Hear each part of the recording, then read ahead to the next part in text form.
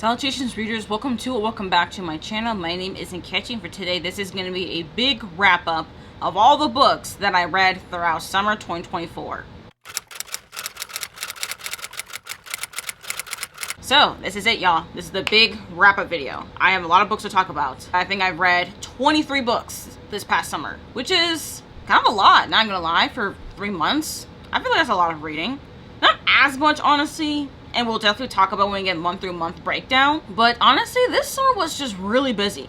June wasn't as busy, honestly. I definitely had some ideas, but it wasn't the busiest. July and August were definitely my busier months, for sure. August. A lot of things were happening this past summer. Pretty much just a lot of preparation for like the more busier months, really.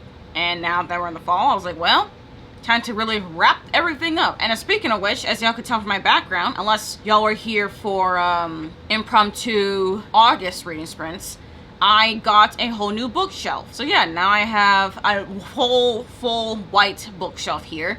And I actually do have room on this bookshelf for some books. So honestly, a lot of things were happening in the past few months, y'all. It was kind of a lot. Which is why I highly implore to anyone who's not been catching on my content to check out the video description where I have links to pretty much all the vlogs and relevant videos from the past few months that you might have missed. Anyways, I think that's all the preamble as far as what happened this past summer that I have for y'all. Now let's actually get to the month by month breakdown. So let's start with June. Now as far as these monthly stats, I have to give courtesy to Storygraph because they actually started doing like these like monthly wrap-up graphics. So I'll show y'all a graphic right here as far as my stats. So I have read 9 books, which is about, let's see, 1,364 pages, 81.85 hours, and an average rating of 3.25. Not the greatest as far as average reading. I've definitely found a lot more duds in June than like July and August. But this is definitely the month though that I've read, like listened to the most through audiobooks. Still a lot of like physical and digital pages. Actually, never mind. Looking to format our audio and print. We actually just audio and print, so I actually did not read any ebooks. I only read things via audio or physically. Genuinely surprised I've even read that much, not gonna lie, physically. So yeah, June was a time. And also I did DNF like 6 books. I already mentioned the 6th book that I DNF'd in my Q2 DNF wrap up. So the first book that I read in June was Spin of Fate by A.A. Vora. This is the first book in the 5th Realm trilogy. This is a debut author as well, a debut novel. This is a young adult fantasy where it's pretty much, I think, it's been compared to like Naruto. And I'm not really a big fan of Naruto, so I don't know how accurate that comparison is to this book, but I have to say I really enjoyed this one. I think this was the best book I gave in July. Yeah, this was actually the best book I gave in July. I gave this book 4.25 stars. It was really good. I do recommend only reading it via, just reading it with your eyeballs. So whether that's physically or in an ebook. This one I hybrid read with the audiobook. And I have to say the narrator for the audiobook is not like a terrible narrator, but not a good narrator for this story, honestly. Like the narrator really had trouble with some pronunciation of names and places that if you didn't have it physically, you might get confused. So don't really quite recommend the audiobook. Just read this with your eyeballs, y'all. And let's see, what was the story about? Oh geez, it's been a while. I remember we following 3 kids who are from different realms. So each realm is pretty much sorted by morality. So you have like the highest realm where people is like super pure and moral. People are like, you know, they're high up there, but like they're not like the most purest moral, but they're morally good. There's people who are like in the second lowest, where it's like, okay, they're not that great, and there's people like just completely deplorable, nothing redeeming at all. So we follow someone who's from the 2nd highest realm, and someone from the 2nd lowest realm, and someone who went from the 2nd lowest to the 2nd highest. So someone who's able to ascend. And that's very much an interesting perspective. This entire book is pretty much regarding morality and trying to figure out what's right and wrong and how to like deal with that kind of question, like is this right or this is wrong. And I have to say the character development throughout with these 3 characters is indeed really realistic. I think it has a really this book has a really strong start to a very interesting trilogy, and I'm very excited to see what A.A. Vora has next in store, because with the ending here, it definitely made me go, you know what, I commend you for going in that direction, because honestly it made sense to go in that direction. I definitely recommend Spin of Fate if you have not heard of this book already. It came out in May 7th of this year, so highly recommend at least checking this book out if you can. Alright, another book that I've also did a hybrid read as well with physical and audiobook was Labyrinth's Heart by M.A. Carr. This is the 3rd book in the Rick and Rose trilogy. So, finally finished this trilogy, y'all. Finally finished the series.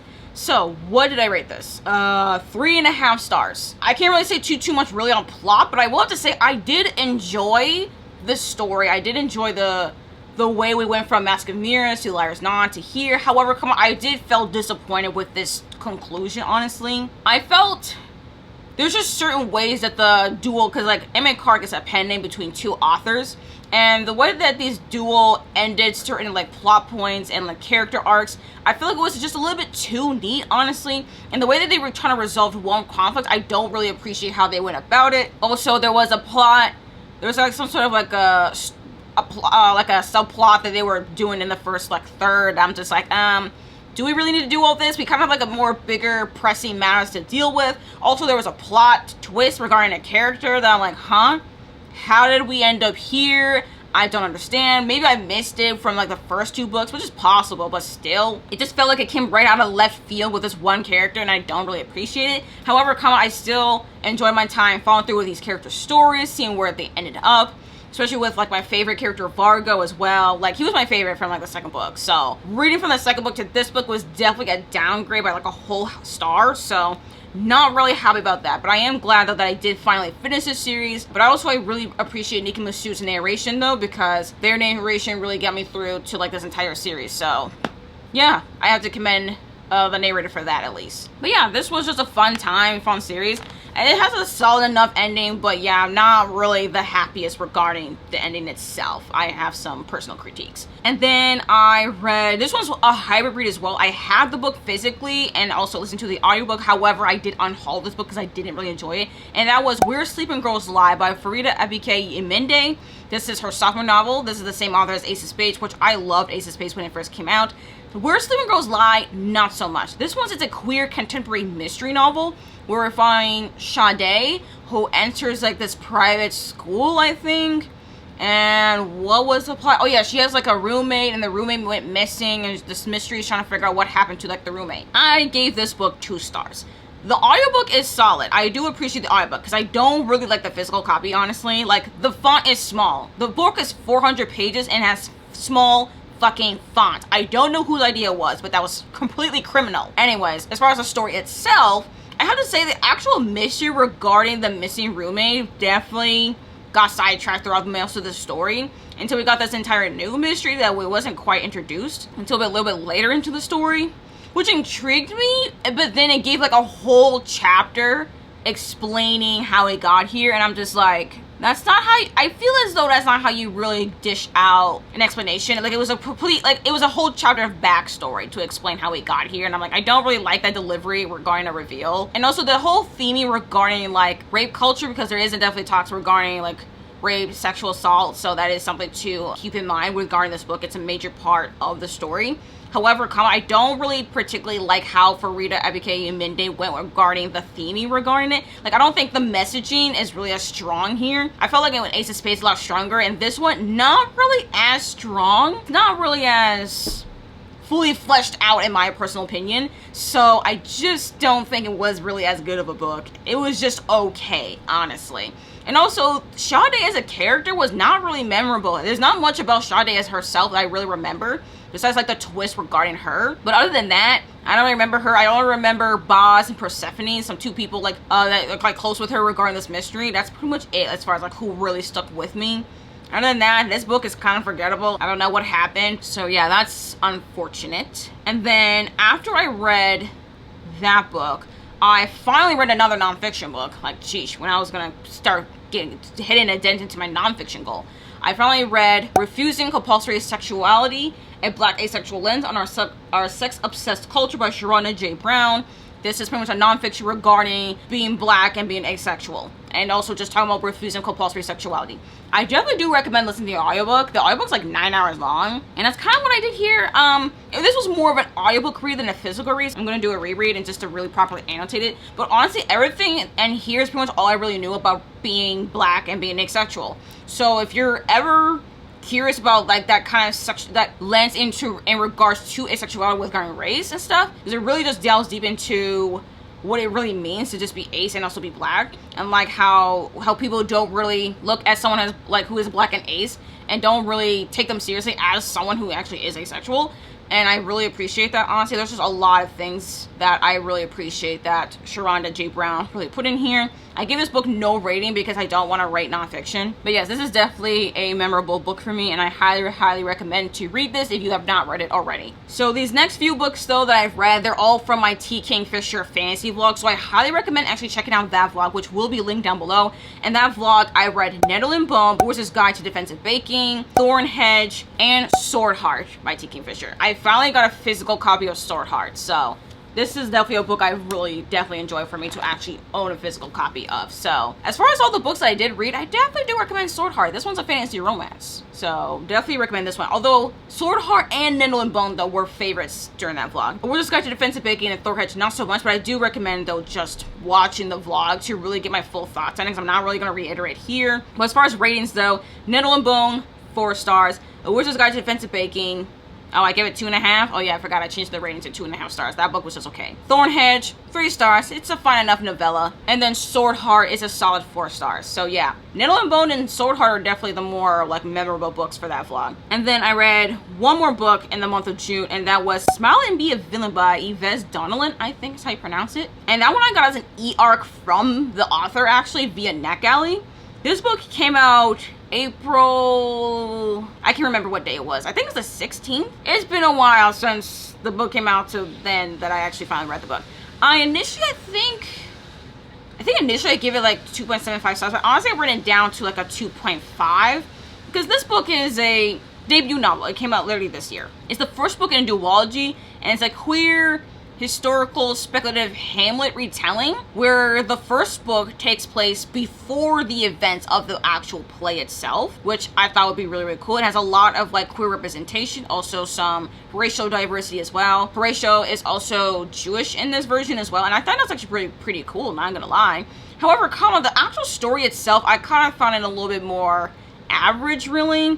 Also disappointing. The author decided to include war in this like retelling of Hamlet that's not in the original, or maybe it was mentioned in the original but not as much of a focus. And I actually thought the idea of including war in regard to Hamlet would be a very interesting way to explore this play. However, I didn't really understand why Norway and Denmark were in war against each other this time period. Like the historical context of that didn't really make any sense to me. So that definitely could not, that's where I'm like, okay, I can't really connect with the stakes of the story. And then as far as the actual like speculative elements or the fantastical elements, I think it would be interesting, but it's not fully explained as far as like how it really works. It's a lot more metaphorical use, which I'm like, okay, sure, but also I need a little bit more than just metaphorical use for guarding magic if we're going to be using magic like this. Or if it's still trying to be metaphorical, maybe, I don't know. I didn't quite enjoy it as much as I really hoped I would.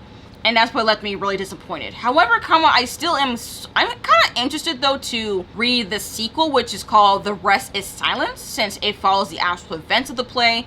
Although, before I read the sequel though, I think I might check out rereading the play first.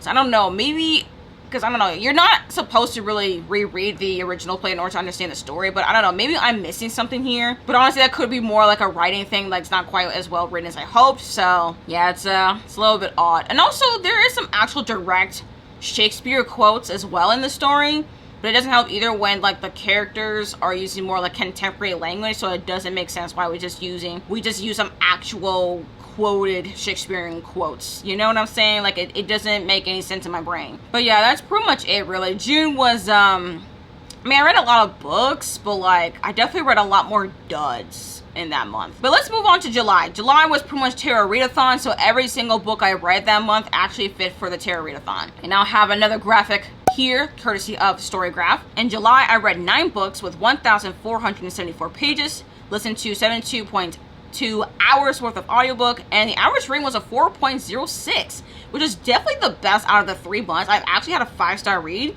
and I didn't have too many mediocre reads, so this was definitely a lot better as far as the quality of the books I was reading. So that's actually very helpful. And I only DNF'd 4 books that month, and I'm not gonna really talk about those DNFs because Again, honestly, I'll have to wait until like whenever I need to wrap up the Q3 DNFs, and I'll mention those ones. But yeah, so far though, this was a pretty solid reading month, not gonna lie. Very happy about it. So let's actually get right into it. The first book that I finished in the month of July though was The Familiar by Leigh Bardugo. I already have a dedicated book review for this book, so not really gonna talk about much of it here, honestly. But I did listen to this one via audio and I read it physically, so this was a higher read moment. Highly recommend though watching my book review on it though. It's completely spoiler free. I do not spoil anything regarding this book. Check it out. It's linked in this video description down below. I give this book 4 stars. I do recommend at least checking it out if you haven't already. But I won't be surprised if it's not really your thing, because I have seen people not particularly loving it. I think it's more like middle of the road. But I have seen people still enjoy it though regardless. So you never know. This could be something for you. It's historical fantasy. It takes place during the Spanish Inquisition, where we're following a Jewish woman who pretty much is trying to stay alive regarding these trials. Ideally, that's pretty much what it's about. I can't really say too much other than that. Otherwise, it's spoilery. Alright, next up, I read Masquerade by Oo Songoyomi. This is a debut novel. Came out literally this year. I actually had an advanced listening copy thanks to Macmillan Audio. So I gave this book 4.5 stars. This is a historical fiction that is loosely based in the Hades and Persephone, loosely. I'm not quite familiar regarding this particular myth personally, but for anyone who is actually familiar and read this book, said this is pretty loose. So I'm gonna trust that. So we're following Ododo, a young Yoruba woman in pre-colonial West Africa that got kidnapped through the king's guard. I forgot what the king's name. I don't have this book physically, so I'm like really not sure on names besides the main characters' names. And I think it's like her rise to power or something like that. Yeah, I think that's what it is. I gave this book 4.5 stars. I really enjoyed it, y'all. I really love the audiobook. The narrator did a really good job narrating the story. Now, I will have to say, Ododo starts out being quite naive, but then again, I don't think it's quite her fault because she did grow up sheltered. But she does grow into being more of a capable young woman who also starts to get a little bit more cunning. Not the smartest. Okay, she's not the smartest, not the most cunning, but she does get smarter and more cunning as you continue on with the story. And at first, I thought it was be a historical fantasy, but then I've also heard from early reviews before I even read the book that it's actually more historical fiction than fantasy, because it is underneath Tor, but specifically Tor Forge. So this is not really as speculative, honestly. This is just more historical fiction. So yeah, if you're wondering, this is not fantastical at all. There's only a brief mention regarding something fantastical because Ododo is a blacksmith, and at the time, people thought that as a blacksmith, you have some sort of like witchcraft, magical powers or something to forge metal into something useful. And it's like, really? No, it's not actually magic. They're not witches. They're literally called witches literally in the book, which I'm like, not how that works, but again, I digress. Point is though, is that this is actually a really good story where we're following a young woman who's pretty much just trying to work with what she got, especially since she was kidnapped and has to do with misogyny and patriarchy. She had to do a lot of things and had to survive the cunning of other women that are jealous of Ododo's pretty much this adoration that Ododo is getting from the king, because the king actually had a wife prior to having Ododo. So the first wife was saying, looking mad jealous, looking at the second wife over here, and also his mother also looking at her side-eyeing her as well. It was a whole thing, and I really do enjoy it. I don't think it's a perfect book, but I really enjoy this one, and I really am looking forward though to having a physical copy of this book, because this was actually a really strong debut novel. Like one of the strongest debut novels of the year, honestly. So yeah, highly recommend it if you haven't checked it out already. Next up, I read The Spellshop by Sarah Beth Durst. I think that's the author name. This one I also got from Macmillan Audio. This is a fantasy romance that's like that's also cottagecore as well and stuff. Honestly, I think it was kind of like really. I give it 2.75 stars because honestly the audiobook itself is pretty solid, but I really could not care about this one. I'm actually surprised myself that I even requested Macmillan Audio to even gift me an advanced listening copy about this book, because honestly, I really shouldn't have even bothered. I was just curious to see if this would be a fantasy romance I would actually enjoy, but genuinely, I really don't care for this one. I didn't care too much for the main character. I did actually like the talking spider plant. He was cool. The spider plant was actually pretty cool. And yes, he could talk, even though he does not have eyes or a mouth or nose. So I don't know how he's able to move around like that. So yeah, I don't really get it, but I don't know. He's cool. The romance, I'm like, I generally don't even remember the romance like at all.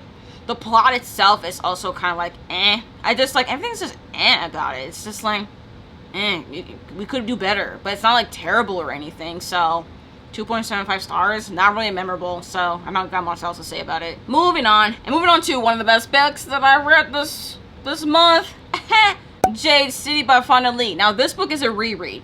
I reread it for the Readathon, and y'all, I had such a blast rereading Jade City. I even annotated it and everything. It's so good, y'all. Oh, it's so good upon reread. And in fact, actually the reread was better than the first time, because I think when I first read it, I gave it around a 4.25 stars, and now upon reread, I'm giving this like a 4.5. It's so good. Oh, it's just so good. I love Jade City so much. Okay, if you're here though, you do not even know what Jade City is. First of all, know this much.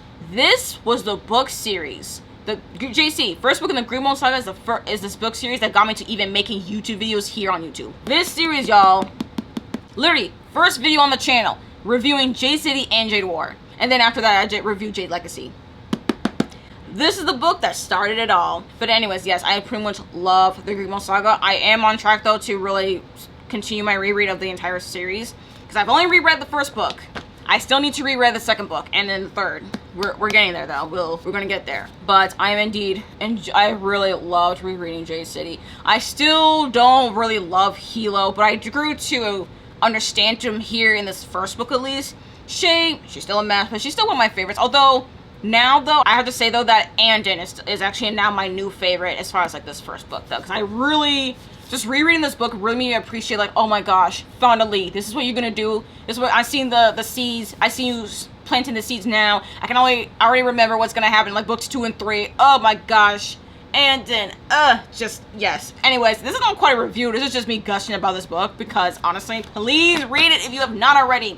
Especially listen to the audiobook, y'all. Please. Andrew Kishino does a great job in narrating this entire series. I highly recommend it. This was just a physical read for me since I've already listened to the audiobook. So please, read this series if you have not done it so already. Please, read this book.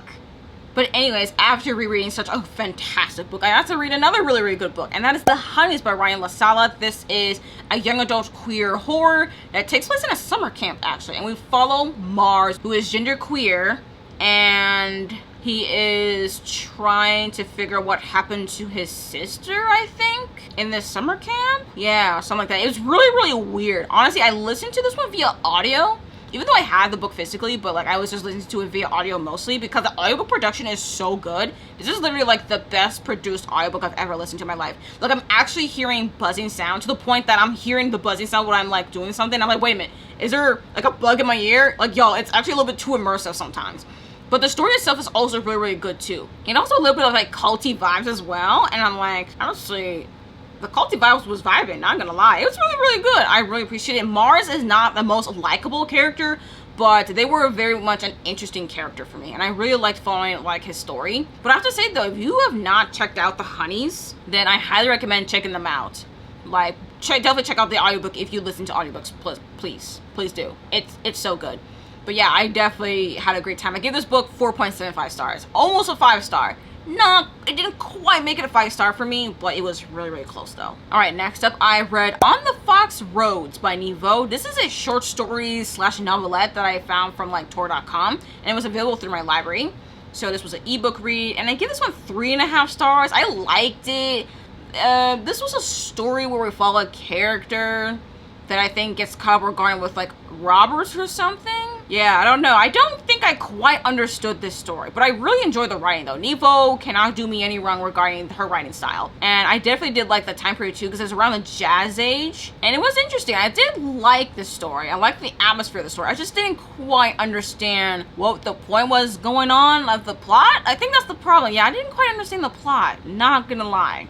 But I give it 3.5 stars. I think it's a pretty solid short story. I just didn't quite understand it, so I don't really have much to say about it, unfortunately. Next up, I read The Order of the Pure Moon Reflected in Water by Zen Cho. This one I listened to via audio. And this book was fine. I give it 3 stars. I generally don't even remember what this story was about. I just remember it being fine. It was narrated by Nancy Wu, who is not like a terrible narrator, but not a preferred narrator, not gonna lie. Sorry. So yeah, I don't really have much to say about The Order of the Pure Moon Reflected in Water. I remember something about bandits and like a monk or something, or a cleric. I don't know, something like that. I just don't really have much else to say about this book, really. It's a short book, though. It's not very long. I think it was a novella. That's what it was. It was a novella. And it was okay. Yeah, that's it. I'm sorry. It's not really memorable for me, so... Moving on. Now, this is where I have finally read the best book of the month. And oh, how I loved reading this book. And that is The Adventures of Amina al-Sirafi by Shannon Chakraborty, or S.A. Chakraborty, for people who have read the City of Brass, the David Ball trilogy. Yeah, that's what this book is called. This one I actually read via audio. I recently purchased a physical copy because I loved the audiobook so much. Like, y'all, this is the first book in a new series. I don't know necessarily how many books are even supposed to be in this series. I don't know if this is like a trilogy or 5-book series. I don't really know. It could be a trilogy. Oh, it says here the new trilogy of magic and mayhem on the high seas. Yeah, this is a new trilogy. So this is the first book in a new trilogy. This book came out last year, and I gave this book 5 stars. So we're following Amina al-Sirafi, who is a retired pirate captain who gets asked for like some sort of venture to retrieve a noblewoman's daughter, I think. So Amina takes the job because she needs the money, and then also the lady was threatening her regarding like and have any threat regarding like her daughter. Yes, she does have a daughter. Amina al-Sirafi is indeed a mother as well. And this story is recounted to us. So you already know ahead of time that things at least worked out well enough for Amina to come back because she's recounting the story to us along with someone else as well, who you do not really know who they are until the end, actually. And I just loved listening to this via audio because you can actually hear like when Amina is talking to you as the reader as far as recounting the events of the story, but also when there's some things going on with like who she recounting it to. Like, you know, like it's kind of like the story within a story. Like you can get a little bit of sense of like what's going on with like when she's recounting the story, and also mostly though as far as like the actual adventure itself. And I loved it. I did not know if I would be like a pirate sea adventure kind of person. I don't really read anything regarding sea adventuring or pirate books, but maybe I should, not gonna lie. I definitely recommend this, and I definitely recommend the audiobook if you have not listened to it already, because I just love it so much. Oh my gosh, I love this story so much. I love it. I just love it, okay? What do you want me to say? I love the story. I love the story. I want to continue on the series. When's book number 2? Chakraborty, where is it? Because I need book number 2. I want more pirate adventures. Please and thank you. Now the last, but certainly not least book that I read in the month of July was Vampires of El Norte by Isabel Cañas. I read this with Leslie from Books, Girls, and Purse, so I will link the live show down below as well for all the thoughts. It's mostly spoilery though. There's very little spoiler-free thoughts in that live, so I will just give y'all my spoiler-free thoughts here. This was a hybrid read, so I had it physically, but I also listened to the audiobook, and I do actually like the audiobook. It is dual narrated, just like this dual POV, where we follow Nestor and Nena, who as like teenagers, they were pretty much best friends, but really, they really had feelings for each other, and they were attacked. Actually, no, Nena was attacked, and Nestor tried to get Nena back to like her family and stuff, but then he pretty much left her, and time has passed, and he is, I think he's what is it? A vaquero, yes, a vaquero. Just out and about regarding like other helping with like regarding like other ranches and stuff, while Nena is pretty much like the daughter of like a pretty influential rancher and stuff in El Norte. And we do deal with vampires in here. The vampires aren't really like the strongest presence in here. This is more like a horror historical romance, so we do have a romance between Nestor and Nena, and I actually did grow to appreciate the romance itself. I wasn't quite certain about the romance, but I did grow to appreciate it, not gonna lie. And I really like the way that Isabel Cañas has actually dealt with regarding the vampires in the story. So I do remember last year when this book came out, people were disappointed regarding like how Isabel Cañas went about the vampires, but for me, I think it just made sense for what the story is trying to do. It just made sense. And I give this book 4.5 stars. I highly recommend checking this out, and I'm definitely going to read her debut novel, The Hacienda. Now, for the month of August, I do have another graphic here, and the stats here are actually a lot more small and minimal, because I only read 5 books in the month of August. So that's 865 pages, which is all digital. I did not read anything with a physical book. Nothing. It's either digital, it's all digital.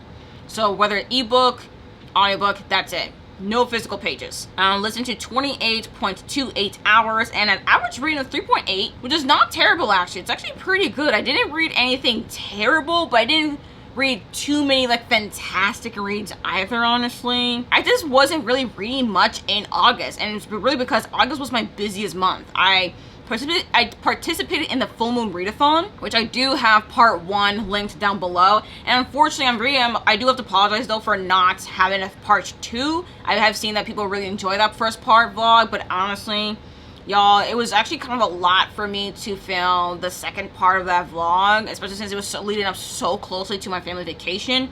So I didn't really have quite enough time or the motivation really to film part 2. So I do have to apologize for that one, but hopefully y'all always enjoyed my New York City Summer Diaries number 8 and 9, which also will be linked down below if you have missed those ones. And I did DNF 3 books. Those books actually were all arcs and stuff. I think they were all arcs. Yeah, this month is actually very much a 2024 anticipated releases month. Like every single book that I finished or even DNF'd were all 2024 releases or arcs for 2024. Like, they're all new releases. So I do have a lot to talk about regarding new releases. Now, I'm not going to talk about the books I DNF'd that were new releases and for August because, again, wait till quarter 3 DNF wrap up on that one. But yeah, everything else here, though, I did read that were practically borrowed from the library, actually. Except for the one E-arc. I did read one E-arc. That's pretty much it. So the first book I finished in the month of August was Martyr by Kaveh Akbar. I think that's how you pronounce. I don't know if I pronounced the author's name correctly, but I did originally read this one via audio, borrowed it from the library. I did purchase a physical copy because I actually really enjoyed reading Martyr. Now, this book, I've actually been intrigued about this book because of the cover itself. It's very much like a bright yellow cover, but also look at this little drawing here. Very, very important actually to the story, so keep that in mind. So, we follow Cyrus, who is pretty much obsessed regarding the idea of martyrdom, which in Islam is pretty much a very big thing actually to the religion of Islam, and also for Iran as well, because Cyrus is also Iranian American. The author is also Iranian as well, and I don't know, this is just a queer contemporary literary fiction novel, so there's not really much plot in here. It's a lot more like, I think a character study is really the best way to go about it. So we just follow Cyrus regarding his life and pretty much him experiencing drug use, drug abuse, actually drug addiction, suicidal thoughts. This is a pretty heavy book, not gonna lie, so definitely check content warnings for this book before you even check it out, especially regarding the fact that it's called Martyr and that the main character is also obsessed with martyrdom. So yeah, definitely look up content warnings. Yeah, there's also Islamophobia here as well, racism as well, and homophobia as well, because also the main character here is queer. Let's see, and also he's also obsessed with martyrdom because of like his mother. He didn't really know of like his mother because his mother died when he was young. So there is also talks about regarding death of a parent. So yeah, it's just a lot, y'all. It's a lot. And also the author is a poet, so this is actually like not his like first time like writing anything published. He does have like poetry, but this is like his first novel, and I could definitely tell that this was written by a poet because it's definitely giving me more like lyrical prose in here, and we even get snippets of like some actual poetry from like the main character, which is also cool too because the main character is also a poet. It's actually really, really cool actually. I really like this book. I really appreciate the audiobook. I gave this one 4.5 stars. I did start reading this in my Full Moon Readathon, the part 1 vlog, so I started reading the book then. And my thoughts, I think my thoughts are still similar from then till now, because I also appreciate it. And we do get introduced to a plot about, I think halfway through the story, we're actually introduced to an actual plot. And I think the way that was resolved actually made a lot of sense. It did lose me a little bit though towards the very end, so it's not like a 5-star read, but I still enjoyed my time reading it. And I think it's actually a really well written book. And I think y'all should read it if you're interested in reading like contemporary literary fiction. If not, it's okay. Surprisingly though, I did read a lot of contemporary literary fiction this month. Very odd. I'm not used to doing that. Not really. But yeah, this was just actually one that I just really enjoyed, surprisingly. Highly recommend it though. Now next up, I read The Dead Cattail Assassins by P.J. Clark. This book came out in August 6th. So I read this as an e-arc read on my Kindle, and this is pretty much where we follow, I forgot the main character's name, crap, I don't remember her name. But we do follow an assassin who is dead, but not a cat, and don't have tails. but very much dead assassins, pretty much. They're pretty much like revived assassins, really. And she had a job to kill someone, pretty much, but then that job did not go so well, and we pretty much follow through that story from there. Now, it is a novella. It's like one of his like more longer novellas, you know, like Ring Shout kind of long novella, and I really enjoyed my time with this one. This one's very much hilarious. Like, the main character does have a very snarky, somewhat inappropriate kind of humor, and honestly, I really appreciate it. I just really like how P.J. Clark like writes his characters and like writes dialogue and interpersonal reactions. So if you're definitely a character-driven kind of person, this is definitely the story for you. And there's enough plot in here for someone who's a little bit more plot-driven to also enjoy as well. The world building is definitely fully realized, and very much enjoyed it. And there's actually like a goddess battle towards the end and like the last third of the story, which was also really cool. Still look at the content warnings though, since we do talk about like murder and stuff. So yeah, I give this book 4 stars, highly recommend it, and the book recently came out, so definitely check it out if you can. Now, this book here, this was a book that I finished reading, I think New York Summer Diary number 8? I think that's the one that I think it's that one. I read The Coin by Yasmin Zahir. Now, this is a debut novel written by a Palestinian author, and it follows a young Palestinian woman who lives in New York City, and she has this obsession regarding cleanliness and stuff. She's also very rich. She has a Birkin bag, and she somehow gets into like a Birkin bag scheme, which was part of the synopsis.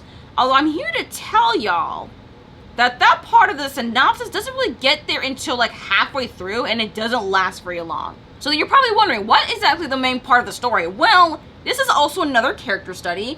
However, I feel very conflicted about this. I feel a little bit, not very, but I feel a little bit conflicted about it. Because I was anticipating this book, because I was really excited to like check it out.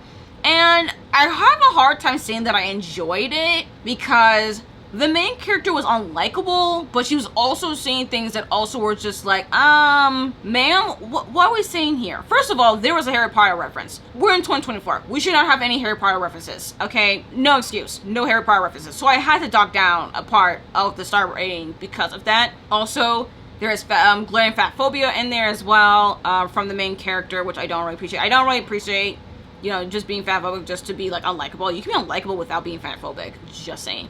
Also, it's also looking down upon people who are also homeless as well. And we do get mentions, though, of the main character when she was in Palestine before she immigrated to New York City. And I do like to talk, though, regarding classism and, like, the fakeness that is the American dream.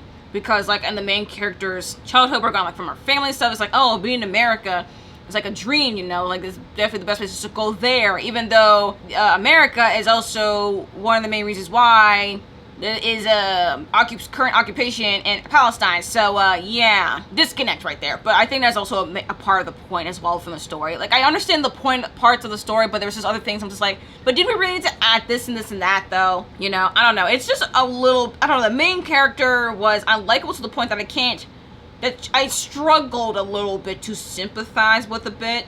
Just a little bit. I'm just like, okay, so no. Like, I am glad that I did read this book. I did give it 3.5 stars.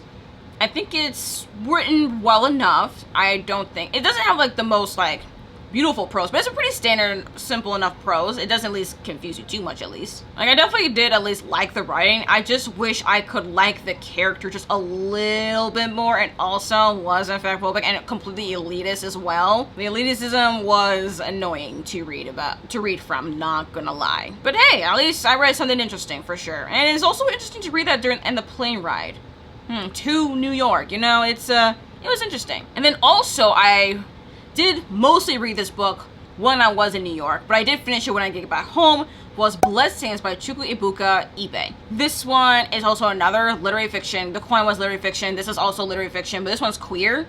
Also a debut novel. I read a lot of debut novels, y'all. I don't know. I was reading some. Like, all the literary fiction books I read this month were all debut novels. And this was actually a really good one. So this one takes place in Nigeria, where we follow Obiofuna, who gets caught by his father having pretty much a private moment with another boy.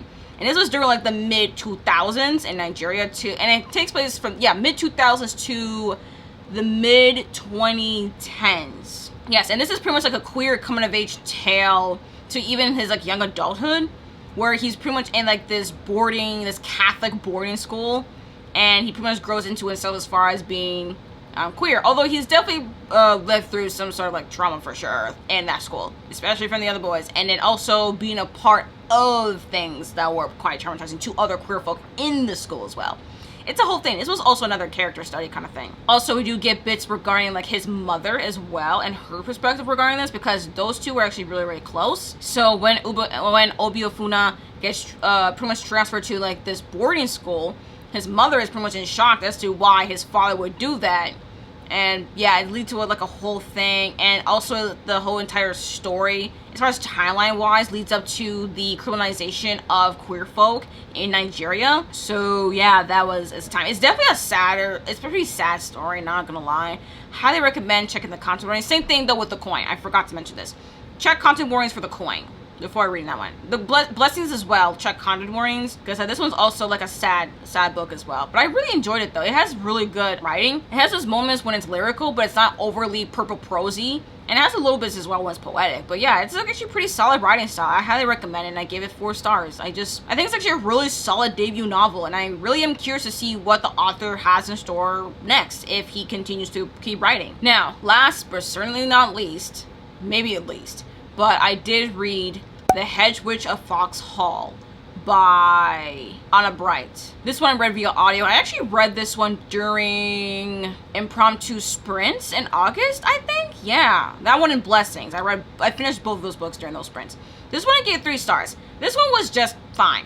It's young adult historical fantasy romance. I really should have known that if it's a fantasy romance, it would not really work for me. I just thought, because also it was inspired by like Welsh history and Welsh mythology. There is a love triangle though, so that really take it down for me as far as this rating, because I really cannot care for a love triangle, especially not in young adult fantasies. I just cannot. I'm sorry, I just can't. Love triangles just don't work for me, okay? Unless it's poly, but it's not, because we're dealing with like our main girl, Fionn, and we dealing with like 2 prince brothers. That ain't gonna work. The poly situation ain't gonna happen there. And the love triangle in the end pretty much ended up the way that I thought it would, so yeah, it's fine. The plot as well is fine. I don't really have much to say actually about the plot itself. It's just fine. It resolves fine. There's just nothing really memorable. It has a solid enough audiobook, because that's how I read it, was via audio. That's pretty much it, really. August was just a reading month that honestly could have been better. Alright, y'all. These are the 9 books that I have with me physically that I read this past summer, and then of course all the ebooks, audiobooks, and previously owned physical books as well. Yeah, this is all, y'all. This is all I got for y'all. It's a lot of books actually that I even have within a few months. I'm kind of surprised. But yeah, this past summer was a lot, really. Personally, I am a little bit disappointed regarding August. I really wish I was able to like read more. But like, I don't know, I really kind of lost reading momentum, unfortunately, which really sucked. I thought I was going to have it, but honestly, August is just a lot. So, and it wasn't the greatest reading month anyways. It's fine. Anyways, I am looking forward though to September and like just the next few months, really, since, well, we're getting very close to the end of the year. So, yeah, got a lot of reading to do if I want to meet certain reading goals.